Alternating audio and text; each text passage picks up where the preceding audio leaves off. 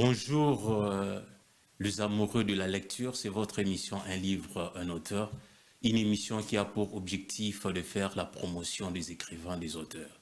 Et aujourd'hui, on a ce réel plaisir d'avoir sur notre plateau le baobab de la communication, l'écrivain, l'auteur Stéphane Kitutu, à qui je dis déjà bonjour. Bonjour Michel. Bonjour. Très content de vous revoir dans notre plateau et on a passé un numéro avec vous, RDC Terre à partager, et beaucoup des lecteurs, les amoureux de la lecture, nous ont envoyé des messages et ils ont demandé que vous puissiez encore y revenir. Donc jusqu'à présent, on n'a pas encore exploité, je peux dire, le fond de ces livres, car il y a à boire et à manger, plus de 10 chapitres, et vous étiez juste à l'introduction et au premier chapitre. Aujourd'hui, on va essayer un peu d'avancer avec vous, mais avant cela, nous allons prendre d'abord cet élément pour continuer notre mission.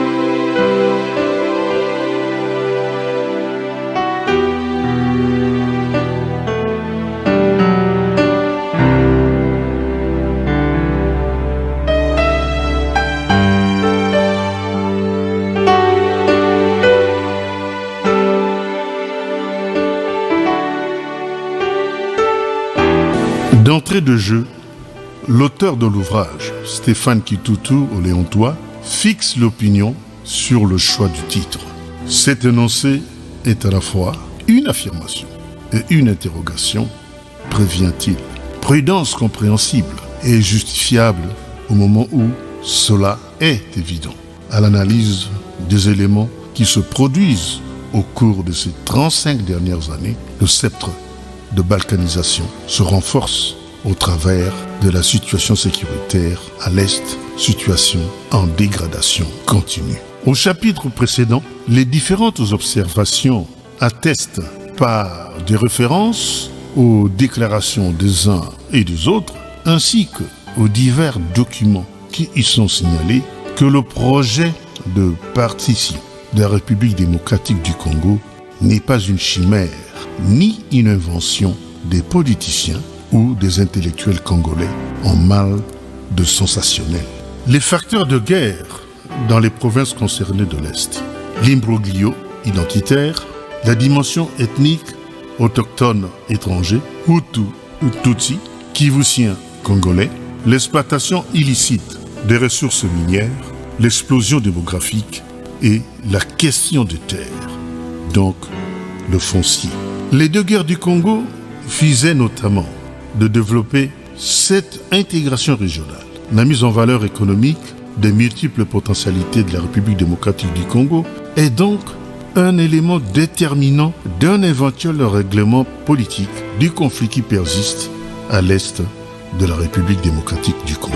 Quand Laurent Désiré Kabila prend le contrôle de Kinshasa en mai 1997, il doit faire face à de nombreux obstacles pour gouverner le pays. En coulisses, de nombreux groupes tentaient d'accaparer des parcelles de pouvoir, notamment les débiteurs étrangers, désiraient de garder leur influence. Par ailleurs, la présence ostensible des Rwandais à Kinshasa irrita les Congolais, qui commençaient à voir Kabila comme le jouet de puissances étrangères.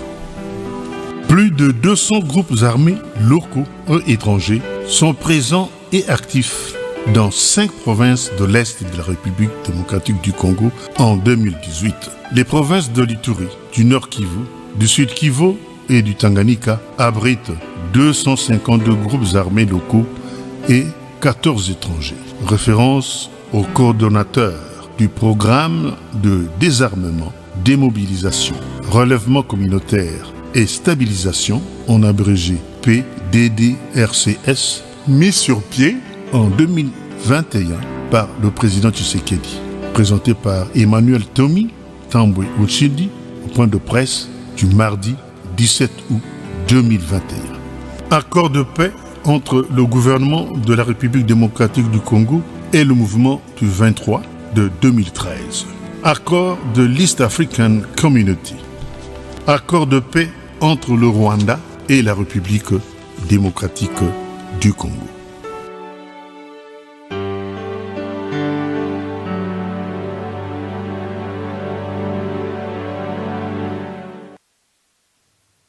Oui, nous venons de suivre cet élément qui est le condensé de ces livres RDC Terre à partager. Mais avant que nous puissions aller plus loin, on va d'abord prendre les réactions de nos téléspectateurs et vous allez y répondre. Il y a monsieur Kalonji nous a dit que moi je trouve que la balkanisation est la solution au chômage. Bien, je ne pense pas que la partition d'un pays puisse être la solution au chômage. Puisque si on partage un pays, ce qui va en advenir ne sera plus le même pays. Okay. Donc si dans les pays ou les États qui émergeront de la balkanisation, il y aurait du travail pour des jeunes, ce ne serait plus le Congo. Non, je ne pense pas que la balkanisation soit une solution. Ce n'est une solution à aucun problème.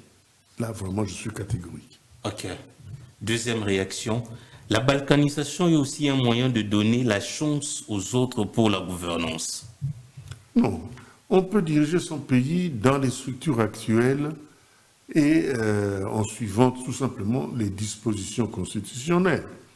Mais est-ce que comment on peut appeler les 100 millions, aujourd'hui on parle de 100 millions de population congolaise, est-ce que nous tous, nous devrions prendre part à la gestion directe de ce pays? Non, je ne pense pas.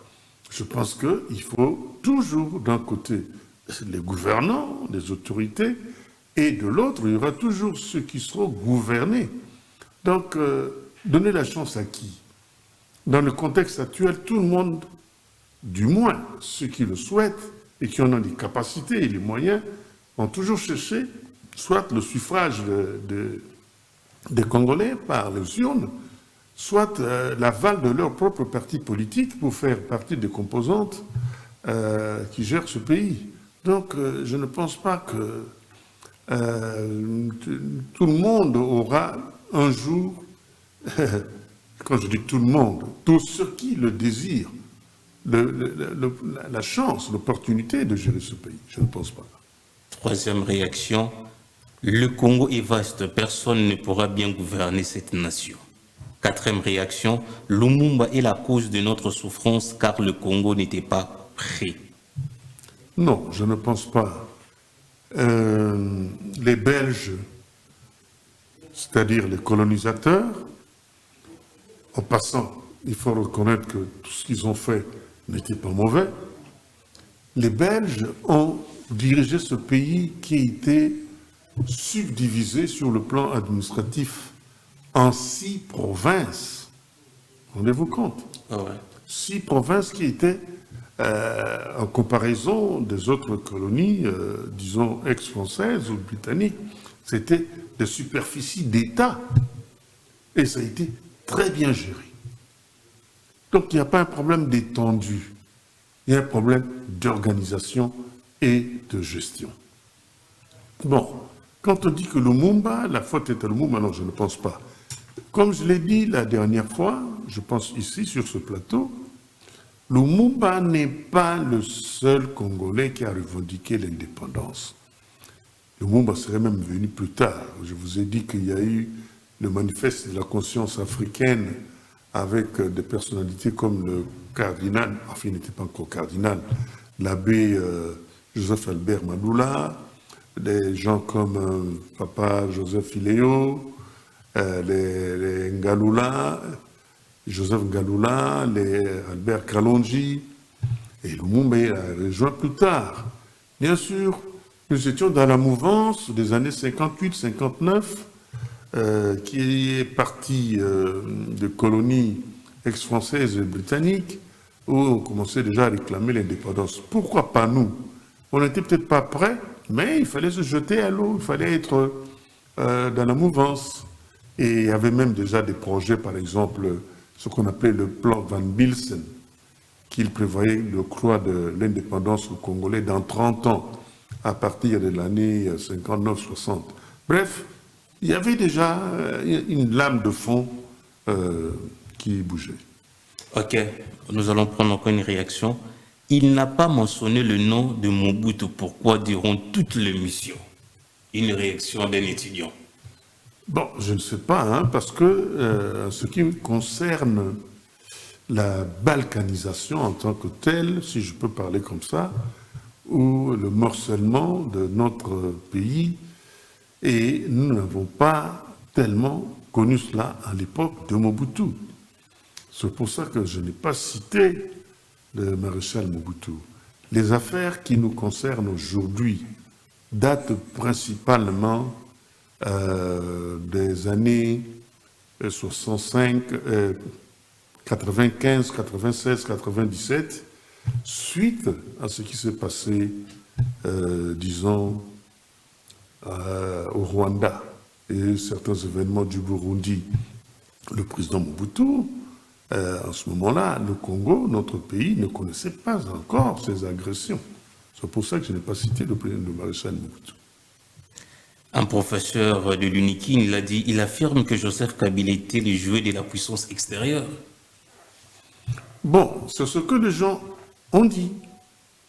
Et non seulement les gens, mais si vous lisez ce livre, il y a un script d'une interview. Le script, ça veut dire la copie écrite d'une interview du président Kagame, qui déclarait ceci, que aucun de ceux qui ont participé au pouvoir à l'époque de Joseph Kabila, aucune personne n'a pas fait partie des personnes que eux, ils ont manipulées.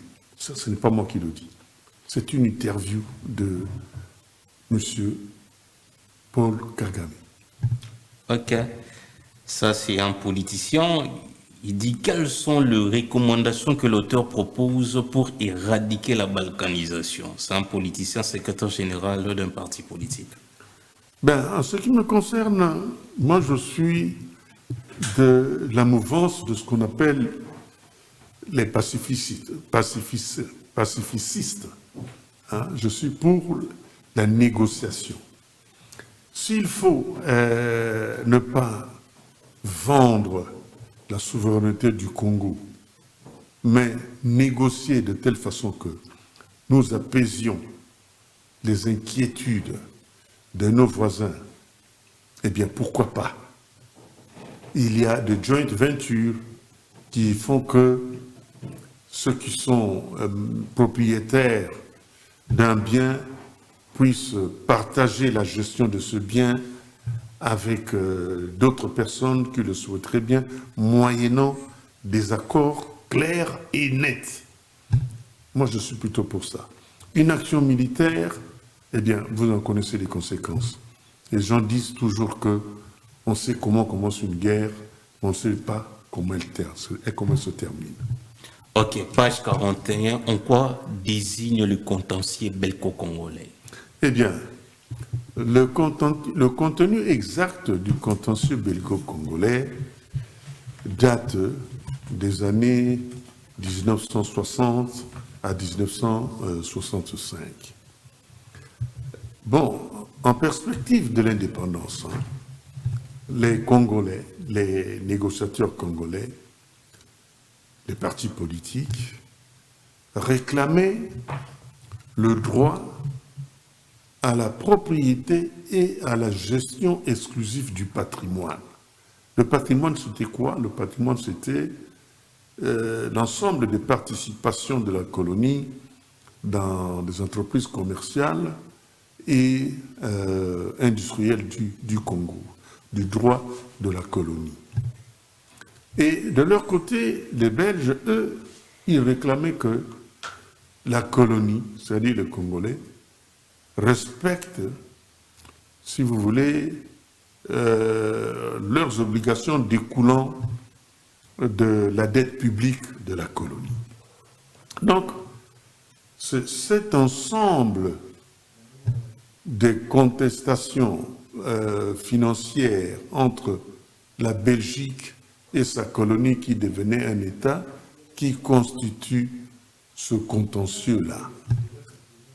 Cela a pris du temps pour être négocié.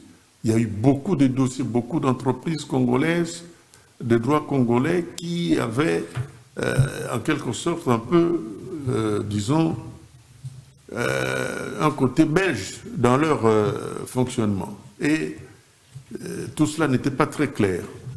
Alors il a fallu clarifier cela. Et ces négociations-là, ces contentieux-là, ces contestations-là ont donné lieu au terme de contentieux belgo-congolais. Ok, page 43. Nous sommes page 43. Que pensez-vous de cette phrase du maréchal Mobutu? La vocation impérialiste du Zaïre est indéniable. Bien. Disons cela, le maréchal Mobutu faisait allusion au poids de notre pays, non seulement dans son environnement immédiat, mais dans la gestion des affaires internationales aussi. Quand on dit la vocation impérialiste, ça veut dire le droit du regard du Zaïre, du Congo, dans les affaires des autres pays est indubitable. Quand on est entouré de 9 frontières, de 9 pays frontaliers, on ne peut être indifférent par rapport à ce qui se passe sur le territoire de nos voisins. Et si l'État congolais est fort, si l'État congolais a une vision panafricaine, le Congo, l'ex-Zaïre donc, ne peut pas tenter d'influencer les situations qui prévalent dans certains de ces pays sans tenir compte de son propre point de vue, sur le plan sécuritaire et sur d'autres plans. L'impérialisme en question procède beaucoup plus de la puissance potentielle de ce pays. Si ce pays devient réellement l'État qui doit être, il est impossible que les affaires qui se déroulent dans certains pays limitrophes ne puissent pas avoir, en quelque sorte, une intervention congolaise dans la recherche des solutions. C'est dans cet esprit-là qu'il faut comprendre ce que Maréchal Mobutu voulait dire. Le Congo est obligatoirement partie prenante dans la solution de beaucoup de problèmes. Aujourd'hui, ce n'est pas tellement de l'impérialisme, mais quand le président Tshisekedi dit que nous sommes un pays solution, c'est un peu cela. Le Congo peut résoudre beaucoup de problèmes, peut imposer un certain nombre de points de vue s'il devenait réellement l'État qui doit devenir. Voilà ce que cela, on doit comprendre cela dans ce sens-là. Ce n'est pas l'impérialisme dans le sens de dominer les autres. C'est l'impérialisme dans le sens de participation, du droit de regard presque inévitable en raison de sa proximité géographique, économique, de sa situation au cœur de l'Afrique et des biens dont dispose le Congo pour l'avenir du monde. Ok, merci. Et quel était le but de la conférence de géographie en 1876? En 1876, quand Léopold II, avec d'autres scientifiques, organise la conférence géographique de Bruxelles, l'objectif affiché était de procéder à une meilleure connaissance de l'intérieur de l'Afrique centrale. Ça, c'était l'agenda officiel. Les scientifiques voulaient prospecter l'intérieur de l'Afrique, parce que jusque-là, c'était les côtes africaines qui avaient fait l'objet de prospection. Il y avait aussi une préoccupation, disons, de type humaniste. Il fallait faire en sorte que l'esclavagisme qui prévalait dans les pays côtiers ne puisse pas s'étendre dans les pays de l'intérieur des terres africaines, qui était l'intérieur des terres africaines, encore en ce moment-là, ce qu'on pourrait appeler une terre incognita. Mais en raison des objectifs finalement cachés de ces rencontres apparemment scientifiques, il y avait aussi plutôt des intérêts égoïstes. Tous ces scientifiques-là aussi œuvraient un peu, chacun pour leur pays, voir comment tirer profit de cette exploration de l'Afrique. Qu'est-ce qu'il y avait comme richesse dans ce territoire qu'on était en train de tenter de découvrir pour en tirer profit pour son pays. Voilà. Donc la conférence géographique était officiellement une occasion de trouver les moyens scientifiques, mais pour le développement de l'Afrique, quitter les côtes pour aller vers l'intérieur, mais en réalité, il y avait aussi un agenda caché. Ok. Et quelle était l'ambition de Léopold II en créant l'Association internationale africaine en 1876? Oui, c'est un peu ce que je viens de dire. Il y avait ce double objectif, l'objectif public, officiel, procéder à la civilisation de l'Afrique, de l'intérieur de l'Afrique, mais il y avait sous la table d'autres ambitions qui étaient beaucoup plus des ambitions de type économique, comme mercantiliste, si je peux dire, chercher à trouver de quoi booster les économies de tous ces pays qui faisaient partie de cette conférence géographique. Et quel est le rôle économique du fleuve Congo pour le développement de la RDC et des autres pays limitrophes? Eh bien, d'abord, le fleuve Congo est un cours d'eau qui baigne plusieurs pays africains. Et on parle généralement de ce qu'on appelle le bassin du Congo. Hein, ce pays du bassin du Congo, c'est quoi? C'est le Congo-Brazzaville, la RCA, notre propre pays, le Congo, l'Angola. Voilà, tous ces pays qui sont tributaires pour un certain aspect, pour certains aspects de leur développement, de leur économie, qui sont redevables de ce cours d'eau. Ce cours d'eau est une voie naturelle d'évacuation vers l'océan. Ça, c'est dans la nature de ce cours d'eau. Mais dans le contenu de ce cours d'eau, il y a encore plus. Et jusqu'aujourd'hui, il y a des endroits dans ce cours d'eau du fleuve Congo où on a pu encore dénombrer de façon vraiment exhaustive la qualité des poissons, la qualité de ce qu'il y a dans ces eaux-là. Donc, non seulement c'est un chemin, c'est une route, une voie, mais c'est un réservoir important de ressources capables de donner aux pays limitrophes, aux pays du bassin du Congo, de quoi booster l'économie.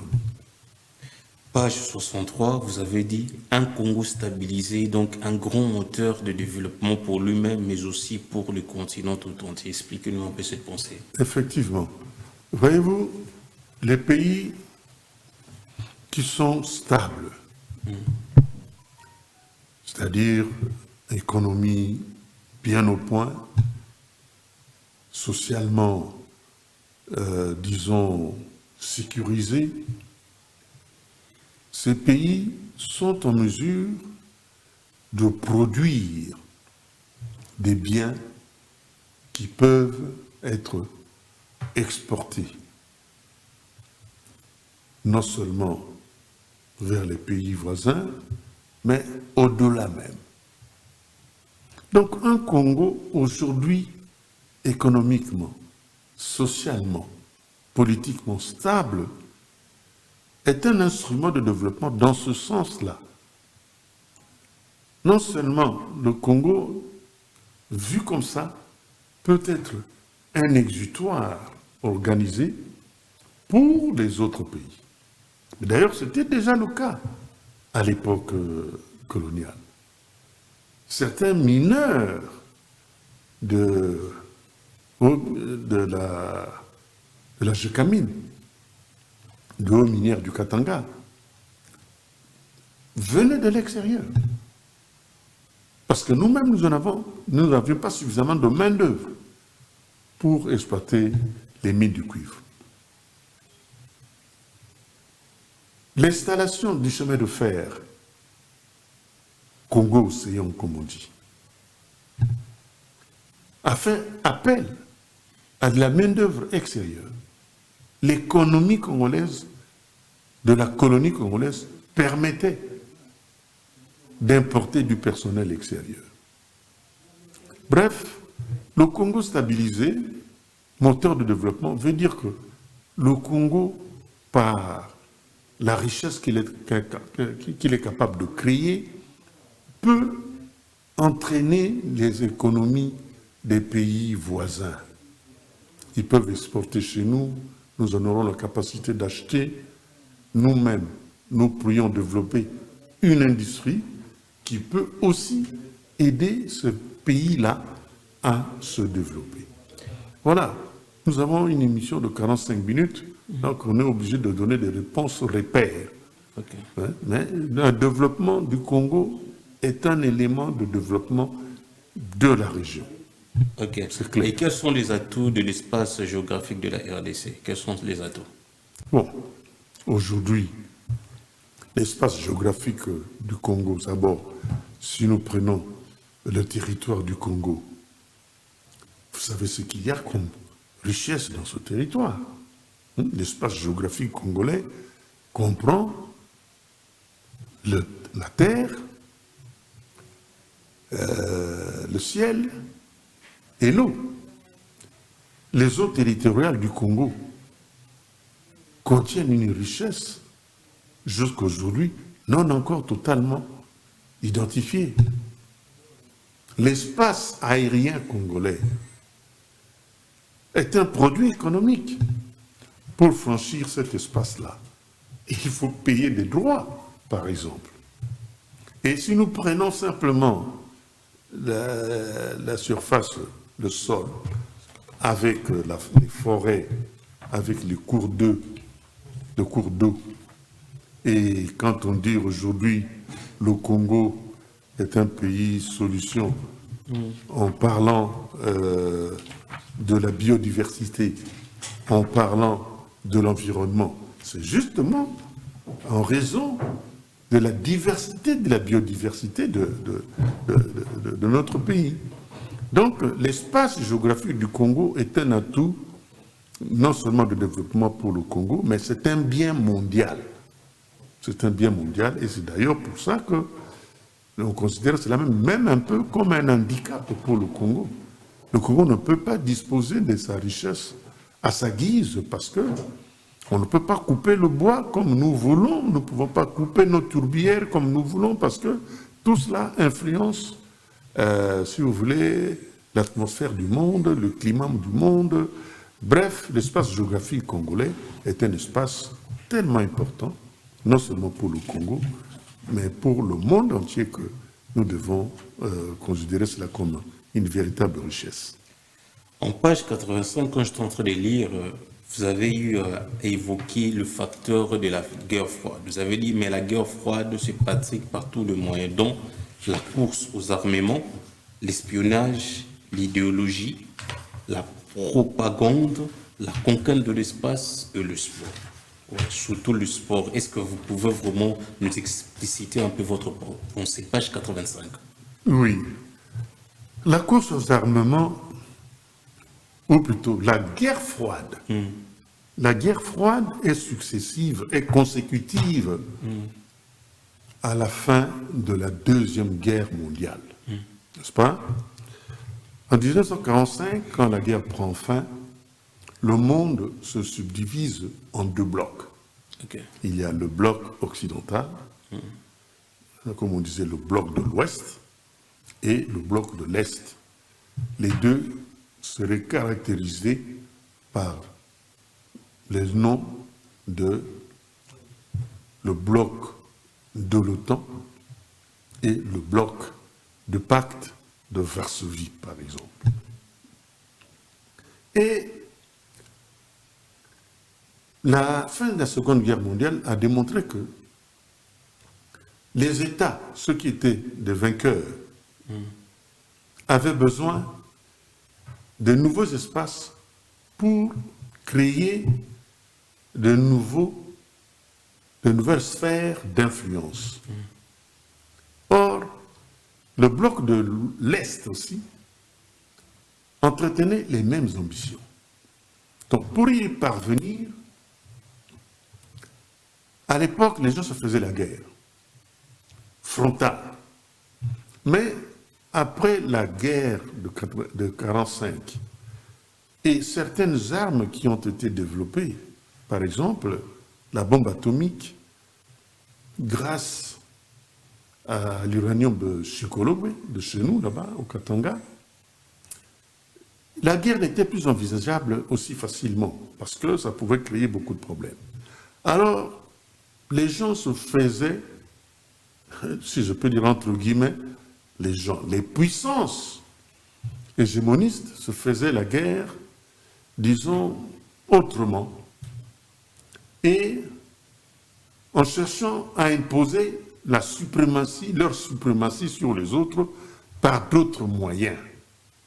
Et les moyens en question, je les ai cités, et les moyens de cette guerre qui ne disait pas son nom et qui a créé dans le monde une situation de guerre ni paix, il y avait 6 éléments principalement. Okay. Il y avait la course aux armements. En ce moment-là, on était en train de chercher à créer des armes de nouvelle génération pour avoir la supériorité sur les autres, pour créer des espèces de dissuasion. Il y avait l'espionnage. L'espionnage, évidemment, c'est une arme extraordinaire parce que ça vous permet de savoir ce que les autres font. Et vous aussi, vous devez adapter vos recherches pour essayer de contrer ce que les autres sont en train de faire sous le sceau du secret. Il y a l'idéologie. Il y avait 2 principales idéologies qui s'affrontaient et qui voulaient démontrer la supériorité de leur qualification sur l'homme. C'était l'idéologie capitaliste et l'idéologie, disons, socialiste, communiste. C'est-à-dire, il y avait 2 idéologies qui s'affrontaient. L'autre qui prônait le libéralisme économique. L'homme ne peut se développer que par sa liberté d'entreprendre. Et l'autre idéologie, l'idéologie communiste, socialiste, l'idéologie collectiviste, disait que l'homme, tout doit être dirigé. Le développement de l'homme doit être planifié par la société. On ne peut pas laisser l'homme se développer de façon quelque peu libre. Ça doit être orienté sur le plan économique, sur le plan culturel. Donc, ce sont ces 2 idéologies libérales et collectivistes qui s'affrontaient. Il y avait par ailleurs aussi la propagande. Bon, maintenant, il fallait montrer aux autres ce qu'on était en train de faire. Ce que nous faisons est meilleur que ce que font les autres. Et ça se fait par la propagande. La propagande utilise les médias, utilise toutes sortes d'informations, des informations vraies comme des informations fausses. C'est durant cette période-là de la guerre froide que la désinformation a été utilisée comme arme pour déstabiliser les autres. Et il y avait les recherches scientifiques. Chaque idéologie, chaque bloc voulait démontrer que sa manière de gérer la société, sa manière de concevoir la société était la meilleure. Et cela donnait des résultats plus probants que dans l'autre camp. C'est ainsi que la conquête de l'espace, la course vers la Lune, était une des démonstrations de cette guerre froide, de cette guerre de recherche, de cette guerre de combat scientifique. Aller vers la Lune voulait dire qu'on a maîtrisé un certain nombre d'éléments scientifiques qui permettaient d'envoyer soit l'homme, soit des engins dans l'espace. Enfin, le sport. Vous savez, même aujourd'hui encore, la participation au sport, généralement au niveau olympique, n'est pas aussi innocente que vous pouvez le penser. Cela procède de la démonstration de l'état des sociétés.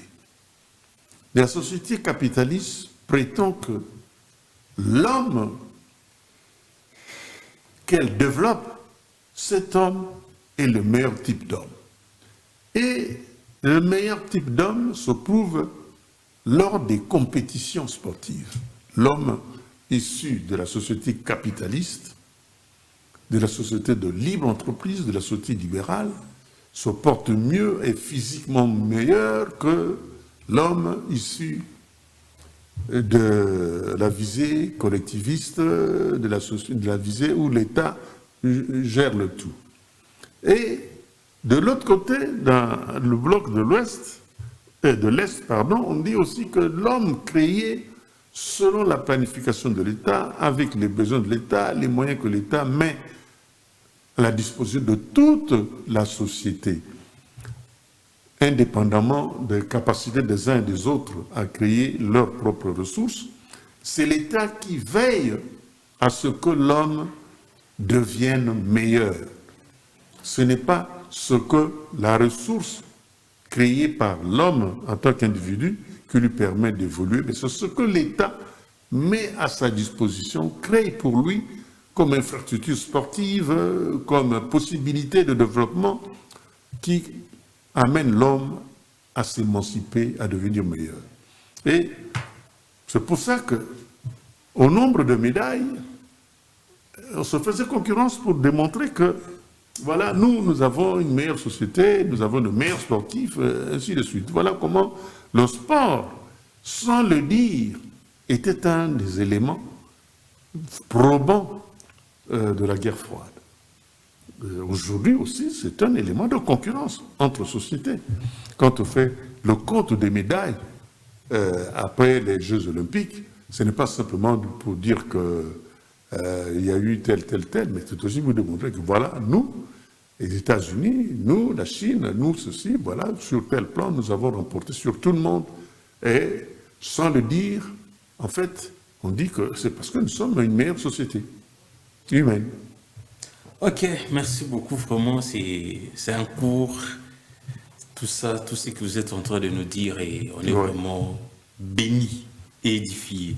Et, quelle est votre analyse sur le Congo et la mouvance internationale en 1960? Oui. Notre pays, comme je l'ai écrit, comme vous allez le lire, a toujours été, depuis la conférence de Berlin de 1885, l'enjeu de beaucoup de choses.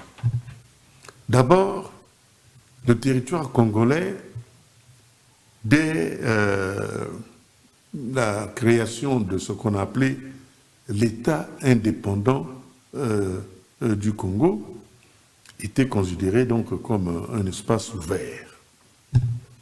Et l'État indépendant du Congo, qui deviendra en 1908, quand Léopold II cédera le Congo à la Belgique, deviendra le Congo belge,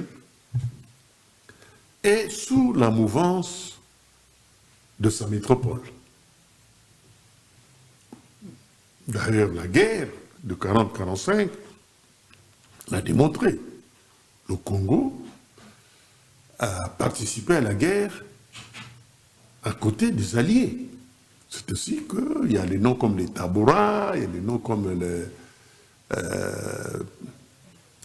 Roumanie, quand vous allez voir des rues d'ici à Kinshasa, c'est là où nous avons participé à la guerre, en Abyssinie et tout et tout. D'ailleurs, au Rwanda, le Rwanda a été une colonie allemande, a été libérée par la force publique. Donc nous faisions partie, à notre corps défendant, de la mouvance occidentale qui se concrétisera clairement en un bloc en 1960, donc dès 1945, avec ce qu'on appelait la coalition des Alliés, c'est-à-dire l'OTAN. Okay. Donc à son corps défendant, le Congo en 1960 fait partie de la mouvance de sa tutelle coloniale, qui était la Belgique. La Belgique qui était membre fondatrice de l'OTAN. L'OTAN qui est, comme on dit, le fer de lance du bloc de l'Ouest. Donc le Congo, faisant partie de ce bloc, était considéré comme une espèce de chasse gardée de ce bloc-là. Okay. De toute tentative d'aller vers l'autre personne et d'autres obédiences provoquait une espèce de crispation dans le bloc de l'Ouest. C'est ainsi que l'appel, par exemple, de Lumumba aux forces de l'Union de République soviétique socialiste pour venir l'aider pour réduire la sécession katangaise a été très mal interprété. Et c'est cela qui a fait que, voilà, il y avait dans Lumumba des velléités de basculer, d'amener le Congo vers le bloc de l'Est. Bref, en 1960, le Congo fait partie, si vous voulez, de la mouvance de bloc occidental. Même si plus tard, petit à petit, nous adhérerons au mouvement de non-alignés, nous afficherons notre non-alignement en prenant part à la conférence des non-alignés, mais de toutes les façons, le caractère, disons, pro-occidental de la République démocratique du Congo est confirmé à son accession à l'indépendance en 1960. Merci beaucoup, Papa Stéphane Ekitutu. Nous sommes à la fin de notre émission RDC Terre à partager. Jusqu'à présent, on a eu à exploiter que 3 chapitres. Donc, un livre, un auteur et votre maison, vous serez toujours le bienvenu pour venir expliciter aux Congolais sur la balkanisation, sur l'histoire du Congo. Mais avant cela, nous allons parler du vernissage. Le vernissage, c'est quand et comment est-ce qu'on pourra se procurer de ces livres RDC Terre à partager?